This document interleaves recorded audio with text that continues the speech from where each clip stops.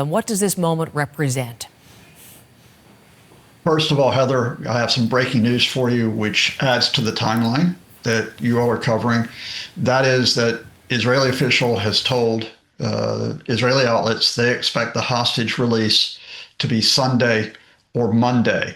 Now, why is it going to take a few days before we get that hostage release? For two reasons. First of all, the details are still being worked out on which Palestinians will be released from detention in Israel. And they include, for example, the Palestinian leader, Marwan Barghouti, who has been in prison for more than 20 years, whether he is freed. And secondly, a Hamas official, Osama Hamdan, has just said that they expect Israel to withdraw from Gaza's cities. That includes Gaza City, Rafah, and Han Yunis by tomorrow. So that's going to be the timeline that will lead up to that hostage release. It will be linked to an Israeli military pullback and to the confirmation of which Palestinians are freed. So there is a lot to come in all of that. And again, just the details of the ceasefire. It has been signed. We've seen in those images and have reporting out of Egypt, but it has not taken effect because of all of which has to transpire within the Israeli cabinet today. But it is imminent. This moment, we've talked about this so often during the past 2 years, Professor. How is this time different from previous agreements? Yeah, Heather, I think on the one hand, we all need to say thank goodness that we have a pause to the killing in Gaza and that we see finally the freeing of the hostages held for 2 years. But we really are only back to the point where we were in January.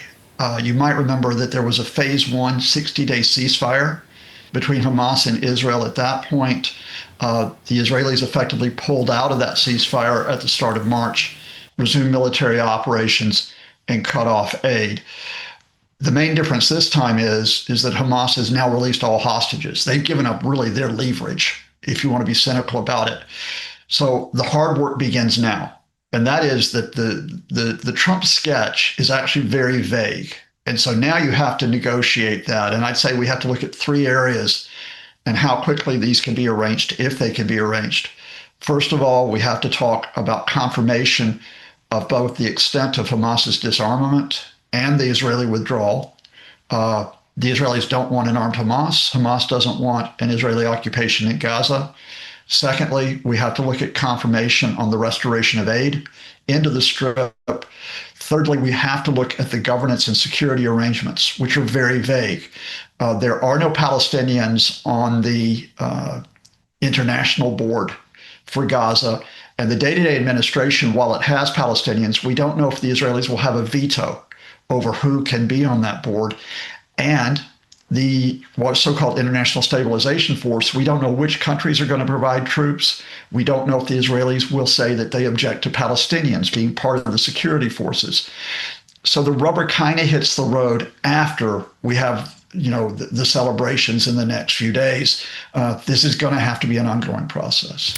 And when I listen to you lay out what is yet unresolved and the areas that need to be settled, these are questions we've talked about before. These are questions which have stopped talks in their tracks previously. So is it premature then to look at this first phase and think it could end the war? I mean, how realistic to think this is the beginning of the end of this war, given all that's still to be resolved? Again, I think we should celebrate what can be celebrated today, but we do need to be realistic here. So first of all, Donald Trump is going to take a victory lap this weekend. He may even try to get photos with the hostages who are released. Jared Kushner, who has been pursuing investments in Gaza, that's been a big motive for him. Now, sometimes good things happen because of cynical motives, but the Trump administration is going to need to be invested in this, and not just simply give a blank check to Israel, which they've done in the past. Secondly, the Arab states who were instrumental, because the Arab states and Turkey were really instrumental behind the scenes in getting us to this point in the past few weeks, after Israel's bombing of Qatar tried to kill Hamas negotiators. Can they continue to influence Hamas? Will they be invested as well? And will we see will Benjamin Netanyahu still be engaged in this process, or will he give way to, as you mentioned, the far right? Already this morning, we have one of the 2 far-right ministers. We have the finance minister, Bezalel Smotrich, saying, look, As soon as the hostages are out of Gaza, we have to destroy Hamas. Well, that effectively means a resumption of the war. Can Netanyahu hold out against that pressure? Professor, is this peace prize worthy for Donald Trump? That's for others to decide. I want to be honest with you. I don't care. I really don't care. I'll go back to what I said a minute ago and extend this, and that is Donald Trump wants the peace prize because Barack Obama got one. That's his goal and driving ambition. Jared Kushner and indeed his investors, who are from Saudi Arabia and Qatar, they stand to make a lot of money if you can get a settlement in Gaza from redevelopment there. So do other people as well. So there are some rather self-centered motives that are involved here.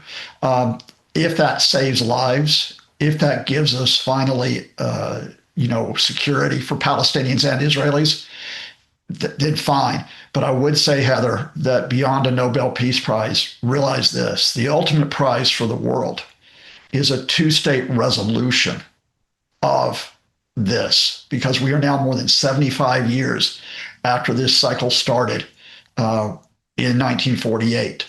And until you get that two-state resolution, the cycle could recur of violence. And who stands against that two-state resolution? Not just the Netanyahu government, but Donald Trump. Professor Scott Lucas, thank you for joining the coverage this morning as we bring ongoing breaking detail coming out of the Middle East at this moment. Scott Lucas, always valuable in terms of his insights, and thank you again.